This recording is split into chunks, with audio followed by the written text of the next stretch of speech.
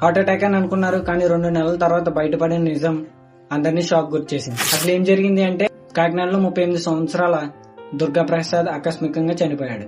కుటుంబం అంతా అది హార్ట్ అటాక్ అని నమ్మి అంత్యక్రియలు చేశారు. కానీ పోలీస్ ఇన్వెస్టిగేషన్ లో షాకింగ్ నిజం బయటపడింది. దుర్గాప్రసాద్ భార్య దేవి అండ్ అతని ప్రియుడు గోపిసాయితో కలిసి ఇతన్ని మర్డర్ చేసినట్టు తెలుస్తుంది. మస్క్ మిలన్ జ్యూస్ లో స్లీపింగ్ టాబ్లెట్స్ కలిపి ఇచ్చిన తర్వాత స్పృహ కోల్పోయాక పిల్లోతో ఊపిరాడకుండా చేసినట్లు పోలీసులు చెప్తున్నారు. ఈ కేసులో బిగ్గెస్ట్ ట్విస్ట్ ఏంటి అంటే, గోపిసాయి స్వయంగా దుర్గాప్రసాద్ వాళ్ళ కూతురికి వాట్సాప్ లో మర్డర్ వివరాలు, టాబ్లెట్ బిల్స్ పంపడం జరిగింది. అదే పోలీసులకి కీ ఎవిడెన్స్ గా మారింది.